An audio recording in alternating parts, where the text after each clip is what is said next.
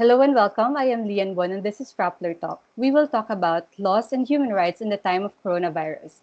We will talk with human rights lawyer and former spokesperson of the Supreme Court, Ted Te. Okay, so we have just done listening to President Rodrigo Duterte speak to the nation in a live address, and he said, para daw sa mga nanggugulo, ang order niya daw ay shoot them dead. And he will arrest them and he will detain them for as long as the lockdown is continuing. What can you say about this? Well, definitely that order to shoot is in violation of the first section of the Bill of Rights. Now, Article 3, Section 1, no person shall be deprived of life without due process. And we understand, everyone who believes in the rule of law understands that due process means hearing a person first before imposing punishment. So clearly, that is in violation by any standard of Section 1. But how much does that rhetoric worry you? Kasi in 2016, when he said, lahat ng addict, papatayin ko, papatayin namin, drug personalities really ended up dead in the streets. In the time that there's a virus, do you think people, his soldiers or cops will take this literally as they did in 2016? Well, I'm hoping that because the circumstances have changed drastically.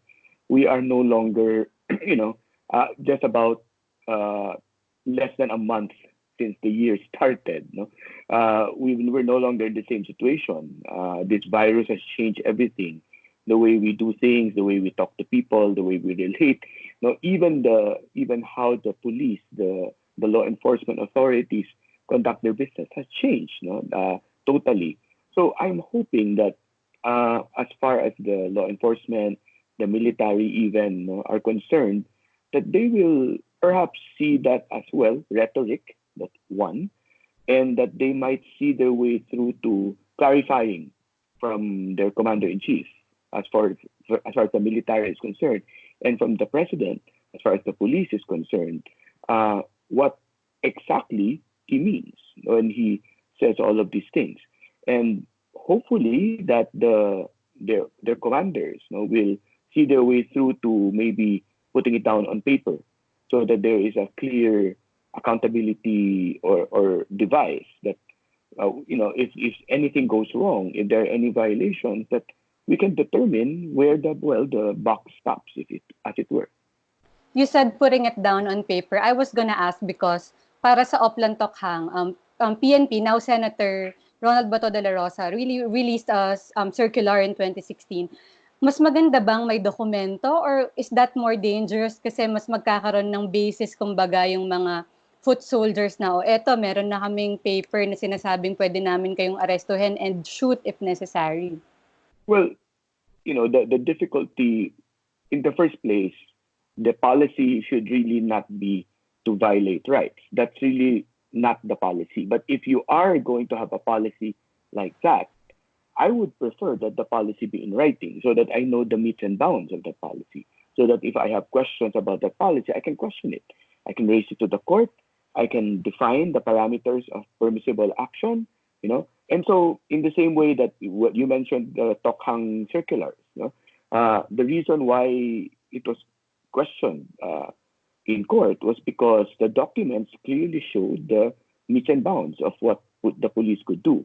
Let's go to the laws that are going to be applied for these arrests. As of last data, there have been 19,997 arrests by the PNP. So far, ito yung mga binabanggit ng administration. So, Article 151, Resistance or Disobedience to Authority, RA 11332, which is the mandatory reporting of notifiable diseases, and the Bayanihan Hilas 1 Act. Are there more that you think that could be used to arrest? Or may violations ba na nakikita ka that could arise from this situation? I don't want to do the job of the police or the DOJ. And secondly, it's very difficult to predict, for example, what laws could be applied because it's based on the action. There's a principle in criminal law that you cannot punish thought. You cannot punish even intent unless it is translated into action. Here is something I think that not a lot of people know. There is this power that is given to the Department of Justice, no? Prosecutorial discretion, and that discretion is something that is given to a prosecutor, to the Secretary of Justice who approves a recommendation, and that discretion can be used to either say this particular act is a felony or is a crime, or this particular act, even though it looks like a felony or a crime, is not an offense. I'll give an example. Someone who is out walking in violation of curfew because wala siyang masakyan na pauwi, okay, and gets caught in the curfew. So clearly, there is an act that is prohibited. It's curfew. You cannot be out at night because of curfew. Now, is there a reason for that? Is there a reason for the act of the person? Yes, there is. And that's where prosecutorial discretion comes in. So, would you err on the side of already arresting this person, jailing him right away, and force him to cough up bail? Or simply say, okay, why don't I bring you home? Because if that's your only reason why you're out, then I might as well just bring you home. That's where prosecutorial discretion becomes very, very important. And that's where the judgment of the DOJ becomes very, very vital. But the person on the ground who will do the apprehension will be a policeman or a soldier. It's not yet the fiscal. So wala pa yung prosecutorial discretion at play at that point, in the act of arresting. At the point of arrest, of course, there is no discretion on the part of the police. And here is where also the important thing about laws being written down, okay, comes in. Because we do not want the police to second guess. We do not want the police to substitute their judgment. We want the police to be very clear that if there is something that looks like an offense, then they can arrest. But if they're not sure, then they perhaps should err on the side of maybe saying, maybe it's not an offense, right? They don't have that discretion as to charge a person. And that's where the prosecutor comes in when a person is arrested without a warrant, an inquest is conducted, and that's where the prosecutor comes in and says, okay, the arrest was not lawful because it was not an offense. He was not committing an offense. It may have looked like an offense, but it's not an offense. But you're right.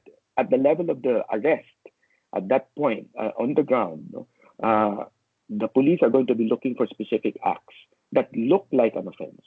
But it is up to the prosecutor to determine if indeed that is an offense. Of course, we want the prosecutors to be independent from policemen, but possible ba yung scenario which in a locality, like for example, sabihin natin Manila, the Manila Office of the City Prosecutor will just tell their policemen na parang, uy, kapag ganito naman yung acts na nakikita nyo, wag nyo nang hulihin. Parang wag nyo na silang idalahin sa amin, pauwiin nyo na lang. Could there be that kind of communication? Kasi wala na rin namang opisina ngayon. So kung puhulihin pa ng police at ipapasa fiscal pa yung decision, tatagal din yun, mag-i-inquest pa sila. I'm hoping that because these are extraordinary times, that perhaps the decision could come from above, right? Meaning it is a policy direction that we don't want to take up the time of the police in arresting people or detaining people because we want them to be able to secure, for example, the borders, as it were. We want them to protect our medical frontliners. We want them to protect our supply chains. They're better served there rather than go look for people who are violating quarantine. Not to say, of course, that crime should go unchecked, but it is a matter of proportion. Maybe it is a matter of perspective. So, if, for example, the policy is formulated from above, let's say, look, if, for example, there is a justifiable reason why curfew is violated, then again, I give that some example because it's the easiest to think of. Someone violates curfew, but that person has a reason why she or he is out. He doesn't have a transportation going home. He had to walk home. Okay, so that's why he's out on the street. He's not out on the streets to cause any trouble. He's not drunk. He's not disorderly. He's just trying to get home after a day's work. So, shouldn't there be a policy to say, in that situation, then the police should not be looking at that person as a law and order problem, but looking at that person as someone, well, and I hate to use the word, entitled to compassion. Nakakaawa na nga to, nagtrabaho na nga na buong araw, wala masakyan, naglakad na nga pa uwi, aabutan ng curfew, huhulihin mo pa, ikukulong mo pa, at magpapiyansa pa yan. No? And that's where the discretion comes in. Okay, so what you want to see is like a memorandum or a circular na manggagaling sa DOJ na magsasabing, look, these are the acts na kapag dito nag-fall under, wag nyo nang hulihin. But that could also come from DILG kasi sila yung pwedeng magsabi sa police na in the first place, wag nyo na kasing hulihin. It is possible, yes, because the ILG and the OJ should be working together. And in fact, there's another entity that is really important here because we've looked at this problem primarily from the security and law and order perspective. We've also looked at it from the health perspective. The last perspective really that has really not been getting a lot of attention is the justice perspective. And the third entity here, of course, are the courts. And, those three entities that I mentioned, the Supreme Court, which heads the judiciary, the DILG, and then the DOJ, actually together they form what is called the Justice Sector Coordinating Council. That's headed by the Chief Justice. And those three agencies have worked in the past very successfully to coordinate their policies, to implement strategies that will make work more efficient. So, in the situation that we were talking about, curfew. You want to keep people indoors. You want to make sure that people are observing social distancing, and that's a very important objective. And so you want to tell the police if the person has a legitimate reason why he or she is breaking curfew, then don't even bother arresting. Just bring that person home. Or kung malayo talaga yung bahay, let him stay at the station. Huwag mo ikukulong. Hindi siya preso. Let him last out the curfew at the police station. But don't charge him because there's no offense. And so the prosecutor does not even need to do an inquest.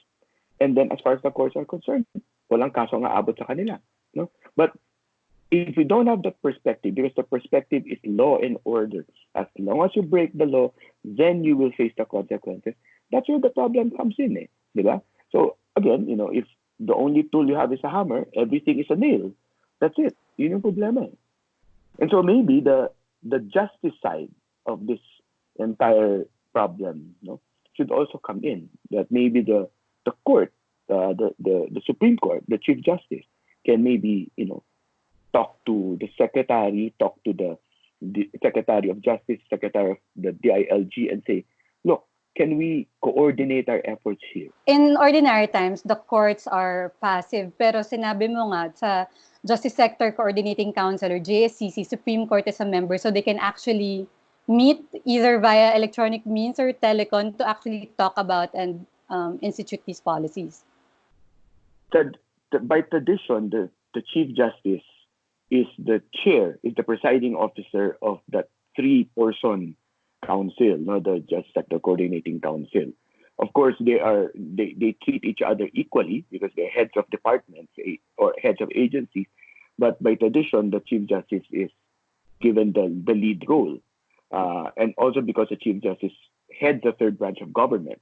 The two others are cabinet secretaries who belong to the executive department. And so, yes, on that point, the Chief Justice, in fact, can talk to Secretary of Justice, Secretary of ILG, and say, hey, look, can we agree on processes, policies? Can we agree on practices that will allow us to be better, to allow us to, take out cases that we don't really need to decide?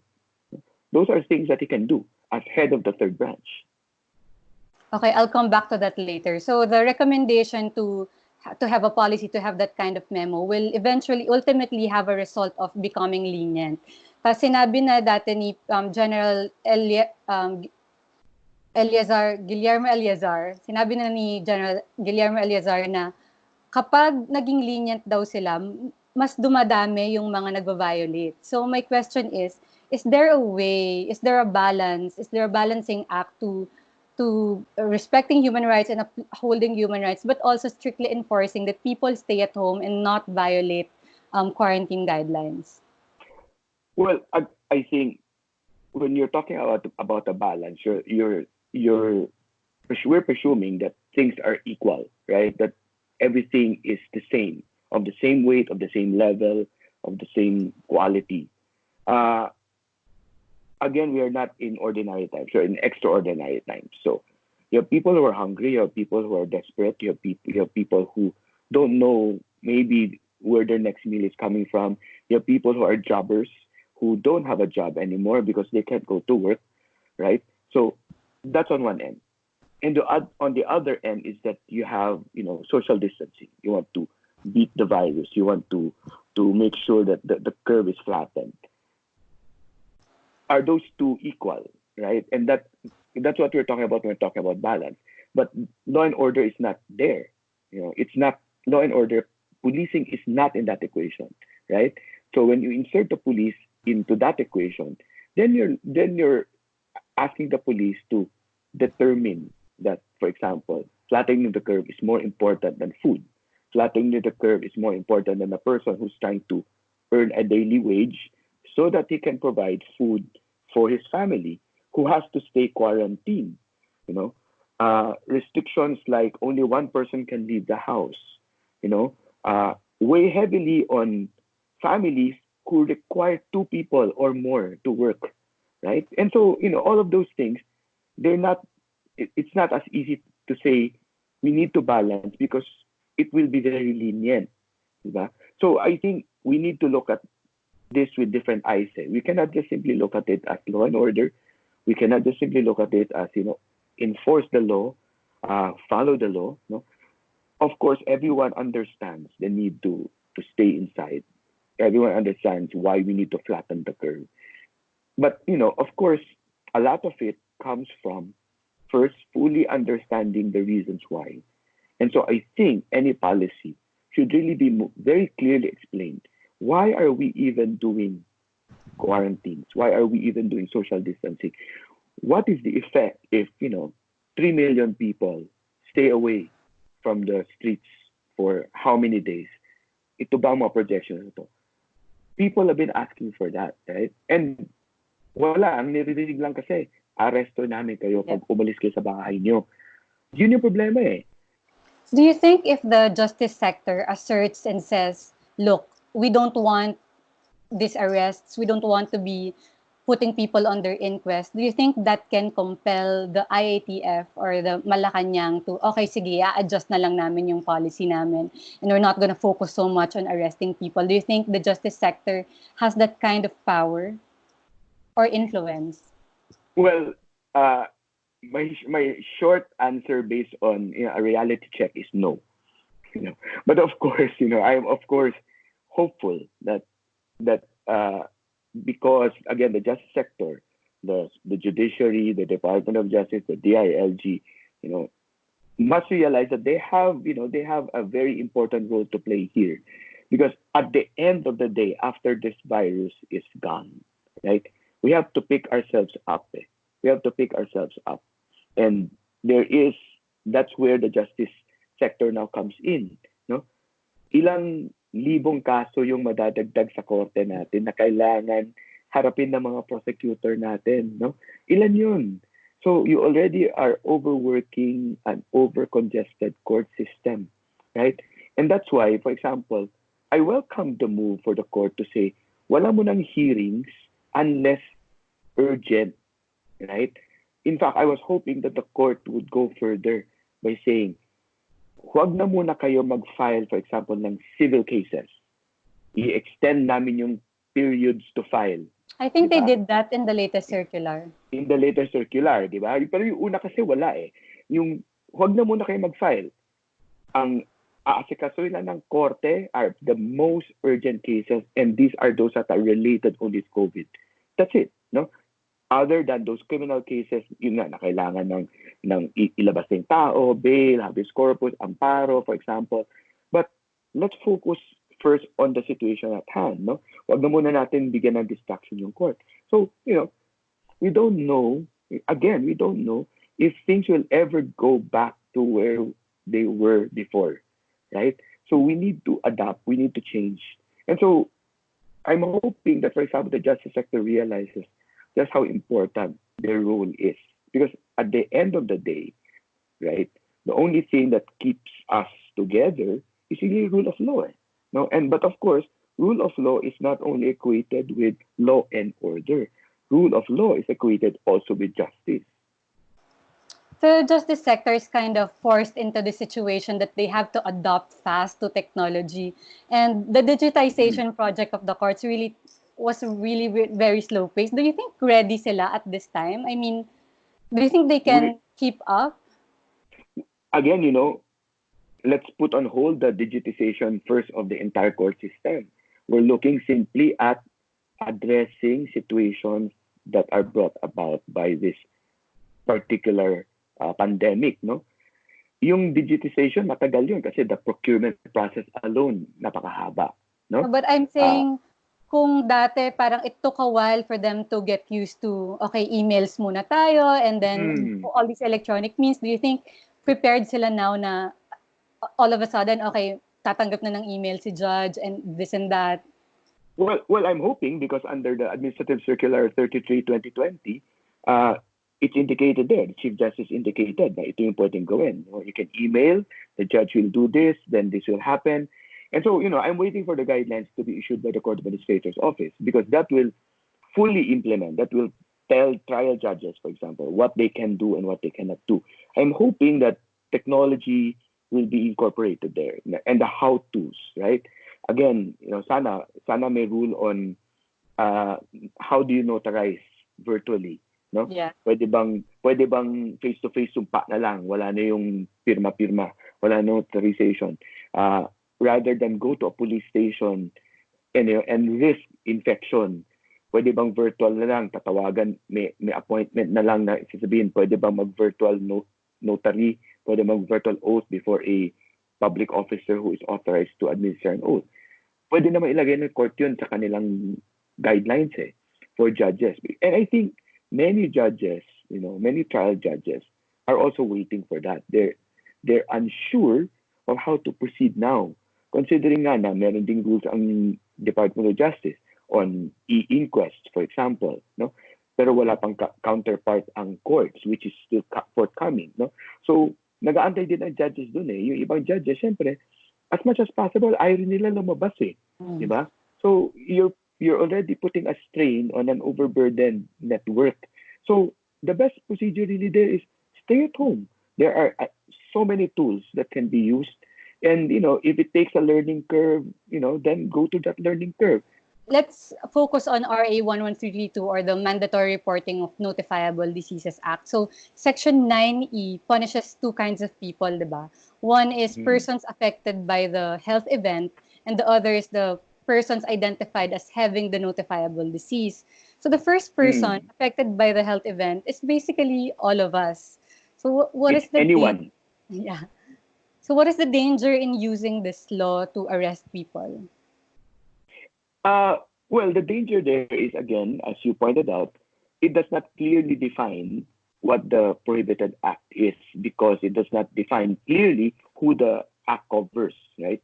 It can be virtually anyone because the word used is affected. It does not even say affected adversely or affected beneficially. Affected is a neutral word, right? So anyone who stands to have, anything, whether prejudicial or beneficial from this health event will be punished. And, that's where the overbreadth problem comes in because it is very vague, it is very unclear. And in criminal law, again, the principle there is that we require that the law spell out very clearly what the law punishes. What are the elements, what are the acts, what are the omissions, what is prohibited, what is not prohibited. So maybe that's why they inserted the amendment to Bayanihan to Heal as One Act, yung Section 6, yung mga penalties which lays out these are what we're going to punish, which are LGUs who are disobeying, the spreading of fake news and things like that. Well, it's possible, but again, they did not amend 11332. So now you have a problem because you have police thinking that they can punish under both, right? And so that becomes a problem because a person can be charged with 11332, a person can be charged under the emergency powers law, and the emergency powers law actually says, in addition to those already punished by existing law, which includes 11332. And it's not, as you put it, fleshing out of what was unclear. Going back to the sanctions under the Bayanihan law, so we saw today the NBI summoning Pasig City Mayor Vico Soto for allegedly violating Section 6A, which is LGU should not disobey the national guidelines. But his supposed act, which was to let tricycles operate, was done before the enactment of the law. And meron naman tayong, laws cannot be retroactive. Mm. Well, yes, that's true. That's the first, no, the principle of non-retroactivity of penal law. The only time, no, and that is in the revised penal code, the only time that a penal law can retroact is if it is favorable to the accused. That's the only time, no other time. Because if it retroacts and it is injurious or prejudicial to the accused, then it is automatically ex post facto, and that is prohibited by the Constitution. So the second thing about 6A, the word used is disobey. Okay, disobey. Now, again, a vague word, a word that can mean so many things. Let's take the case of Mayor Soto. Okay, if they will pursue the case and say he disobeyed the national directive to ban transportation. Okay, so by allowing tricycles to operate, the first question there would be, was the national directive a maximum or a minimum? Was it a floor or a ceiling? Meaning, if, for example, it was a minimum and he complied with the minimum, right? And then he allowed an exception, which under the local government code, he is allowed because he's the chief executive of his city, right? All the local governments are still autonomous. They are still allowed a certain freedom under the LGC to operate. What if his local council authorized it by an ordinance expressly by way of exemption only in passing, right? Will that be disobedience, right? So he did not allow 99% of transportation. He allowed 1% of transportation. Is that disobedience? That's very interesting. But let me just go back to the retroactivity of law. So that's very clear to us. And but the statement today or tonight of Secretary Menardo Guevara, he said, penal laws, and I quote, penal provisions of any law are not applied retroactively unless the offense is a continuing one and its commission has not been stopped. He has an unless. Do you agree? Do you agree with his unless clause? No, I do not know what the legal basis for that unless is. The continuing offense doctrine is recognized in jurisprudence. It is recognized as well in the rules of court. It is not found in the law. For example, the rules of court, Rule 115, tells us procedurally where you would file a case if it is a continuing offense. It is filed in every city or municipality where any of the elements take place. That's the importance of a continuing offense as far as procedure is concerned. But continuing offense is also defined in jurisprudence. It means that for purposes of a warrantless arrest, if a person is committing a continuing offense, then under Rule 113, Section 5A, then the person can be arrested because he's already committing a crime in the presence of the police. So that is the importance of a continuing offense for purposes of substantive criminal law. Now, the question is, March 24, is he still committing the offense, right? Is he still disobeying a national directive? So again, I don't see the point of retroactivity. Yeah. Because if they're saying, do you want to go back? Then, it's a losing argument because the act was not criminal at the time. Maybe they should just simply say, prospectively. We're applying it prospectively. So look for an offense that he committed in March 25 and onwards. You don't even need to go to continuing offense because it does not make sense to argue continuing offense. And, there is no unless because the unless is found in Article 22 of the Revised Penal Code. You retroact a penal law only when it favors the accused. Pro reo, a favorite bar question in criminal law. Staying with this continuing crime theory, this has been made to justify several warrantless arrests in the past.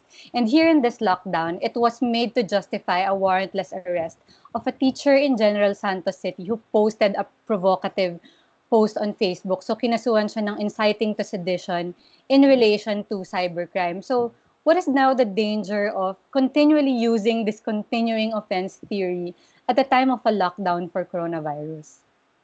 One of the more famous cases that propagated that continuing offense principle, is a case involving many of the former leaders of the Communist Party of the Philippines. That case is Umil versus Ramos. And the court in that case came up with the principle that a person who is a subversive is engaged in subversion and rebellion and rebellion are continuing offenses. And subversion is no longer an offense. So it's no longer a crime to be part of the Communist Party because the law has been repealed. But what about rebellion? Rebellion, they're saying, is a continuing offense because the rebellion has not stopped. Okay, so what's the danger of saying it's a continuing offense?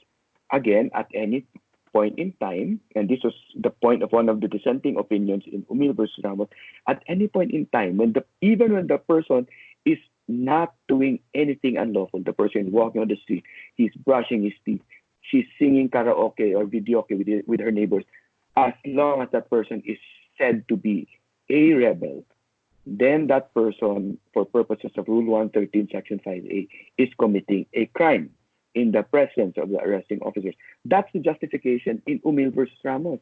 It's high time that the Supreme Court, revisits that justification because it's very, very dangerous. But for purposes of arrest, it becomes very, very dangerous if it is unclear which offenses are continuing. Now, I mentioned Umil versus Ramos because inciting to sedition is not included there. Sedition is also not included there. Those offenses were rebellion and subversion. So again, the question is, can inciting to sedition be considered a continuing offense? Maybe the Supreme Court should clarify that. Maybe the Supreme Court should revisit Umil versus Ramos and say, hey, you know what? Maybe we should treat this continuing offense doctrine for purposes of a warrantless arrest quite narrowly rather than liberally. Because the problem of very liberal application is it affects everything, right? If the government were to really strictly, follow this continuing offense theory, is there a reason to worry na all the sanctions under Section 6 of Bayanihan Law pwede nang masubject to a warrantless arrest if the government was to use the continuing offense theory? If you were to push it to the extreme, yes. To push it to extreme and to absurdity, yes. If they were to say every offense is continuing, then under 5A of Rule 113, then that person, whoever it is, would be committing a crime in the presence of the arresting officer because of a continuing offense doctrine. That's a problem. Not to agree to the theories of the government for when a warrantless arrest can be justified, but we asked the DOJ, if this has been your precedent, bakit hindi inaresto warrantless si Senator Coco Pimentel when he went to Makati Medical Center and after he went home? Kasi pwede pa rin naman continuing crime yun, di ba? The virus is still there, he's still coronavirus positive. I mean, is that an absurd question, or given the history of the government or the track record of the government, should we be asking that question? Well, in fact, I am on record as saying that they should not be arresting people without a warrant for breaking curfew or for not following some of the quarantine procedures if they have a justifiable reason. But in the case of the senator, for example, it was a very clear violation of the protocols that have been carefully put in place, that the police, the entire government, the president himself has been telling people, do not break that protocol, stay home, do not go out. And here is a very clear case. And there is even no denial. He's admitting it. It's very clear that he admitted it. He was supposed to be quarantined. And so that is where it becomes inexplicable why the policy changed. At least for this one instance, that when they could treat almost everyone and say warrantless arrest for breaking curfew, for breaking quarantine, for breaking protocol. But in this one instance where it was so clear, where it was admitted, right, and there was virtually no factual question, then why did they suddenly say no? We should not. We should temper the law with compassion. So was it valid, or was it reasonable, or was it fair to compare the arrests of 19,000 people, warrantless, many of them, and the non-arrest and the initial non-investigation of Senator Pimentel, and say that there is double standard? Is that a fair assessment? I think it is a fair assessment because, again, if there's one thing this virus is teaching us, is that this virus does not respect rank, age, status, gender. It does not, it does not respect borders. Everyone globally is affected. It doesn't matter what your family name is, how much you earn, you're affected, right? And so yes, and this is probably the best example of equal protection, right? Everyone is in the same situation. So everyone should be treated the same way. Okay, so now the DOJ has allowed electronic inquest. The Supreme Court has allowed electronic filing of complaint information and electronic posting of bail. And that's a good first step. But do you think this would be enough? And could we keep up if, say, we extend the lockdown 2 months, 3 months? Will this be enough of measures? I think I'm on record as saying it's a good start, but I think there needs to be some adjustments. There is going to be a learning curve. People will have to get used to it, and then once people get used to it, then there will have to be feedback. Is it working? Is it working this way? Is it working the way it's intended? And I think this is where the court, through the Office of the Court Administrator, will have to be very strict in monitoring. Is it working well? I don't agree with courts by appointment because there is a problem there, not just image-wise, because the image there is that the courts are closed and they will only open if you can get to call them, right? I'd rather have a court that is open but virtually. It can be reached as long as you call this particular number, then the court will take your call, right? But again, to not overcloud the system, then the court should define which cases go to that. Technology is good, no? But of course, inevitably, meron dyan babagal ang internet, mawawalan ng internet. So just to be clear, hanggang ilang oras, ilang araw, pwedeng ikulong or i-keep in custody ng police yung hinuli niya at sabihing, wala pa yung piskal, wala pa yung judge. How long can they keep them in custody? Under the law, Article 125 of the Revised Penal Code, a felony is committed if a police officer, arresting officer, law enforcement officer, does not deliver the person to the judicial authorities within 3 specified periods. Deliver to the judicial authorities means file a charge in court. So means and that's in where court. The inquest comes. Hindi kasali yung In court. inquest. No, the inquest is part of the process of getting the charge filed in court. So 12 hours, 18 hours, 36 hours. It depends on the type of crime that is committed. 12 hours for light offenses, 18 hours for correctional offenses, 36 hours for grave offenses. Now, it becomes a felony if they do not file a charge within those periods, unless the person waives 125. So, if, for example, a charge is filed, let's say murder, okay, the person is charged with murder. So, the police can arrest the person, detain him without a warrant, detain without a court order rather, arrest him without a warrant, detain him without a court order for 36 hours, up to 36 hours. Within 36 hours from arrest, he needs to be charged in court, meaning the information is actually filed in court. And that's why the inquest is a one-way process. You do not have a counter affidavit. You only have the prosecutor filing the complaint. The police rather filing the complaint with the prosecutor.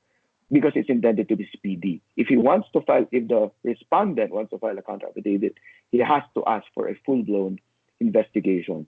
And that's where the waiver of 125 comes in. He said he's going to say, because I want to give my side, and it will mean detaining me beyond 36 hours, I'm going to waive 125. That's where it comes in. Just for my last question, can one now file a petition against Bayanihan Heals One Act at this point, or should there be just and what would be the justiciable issue for me to be able to challenge the law before the Supreme Court? Well, as with every law, you can always formulate arguments if you want to challenge the law. But it's always a question of timing. It's a question of the appropriateness of the case. For example, we lawyers have a term for that.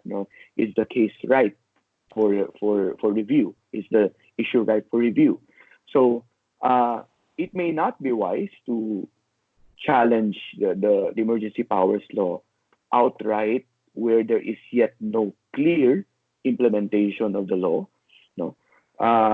It may be best, for example, for those who want to challenge the law, to see it implemented, to see how the powers are actually exercised or not exercised. And that is where, possible questions can be addressed, right? So, for example, the yardstick, I think the most obvious yardstick there is grave abuse of discretion under Article 8, Section 1, Paragraph 2. But of course, there are other yardsticks as well. For example, when you talk about freedom of expression, freedom of the press, right to free speech, for example, then you have the yardstick of clear and present danger. And that's where one of the provisions in the emergency powers law, becomes very significant, right? That provision in Section 6 that deals with false information. So we will have to see first how that false information provision is applied, right? The summon of Mayor Vico is part of the implementation of Bayanihan law, and I understand it's not only to Mayor Vico. I think they have summoned several tanods. Can they now go to the Supreme Court and say we're supposed to be autonomous? Yung sinabi mo nga kanina, can that be a basis for challenging kahit yung Section 6A lang ng batas? Well, it is still a very, to my mind, it is an invitation. The letter was an invitation to the mayor to say, please explain why this should not be a violation, right? So at this point, it is very, very early, right? It is very, very early. Why? Because the NBI could, do the right thing and simply say, well, there's no violation, right? You cannot retroact the law. It was innocent. It was passed, etc., etc. Maybe the mayor could challenge it if, for example, it ripens into a case. Maybe you could challenge it, for example, if his rights are violated in the process. I say if because we don't know yet. He has been given a period of time to answer, to give his side, right? And so we don't know yet what the NBI will do. If the NBI and the DOJ later, for example, decide to file a case, then it will also depend on what the case will be. If they file a case under 6A, right? Sa sample lang nila, for example. Then maybe, at that point, maybe he can talk with his lawyers and say, should we file a test case on this, right? And say, question this particular law. Or, again, there's an option for him to say, why don't we fight it out in the trial court? Because I think we stand a good chance of winning. And if they lose, then they can still go up. It's not a question of are the grounds there. The grounds may be there, but I think it's a matter of strategy, matter of tactics, matter of timing. When the right time to file a constitutional challenge. That has been Ted Des, former spokesperson of the Supreme Court. I am Lian Wan. Thank you for watching.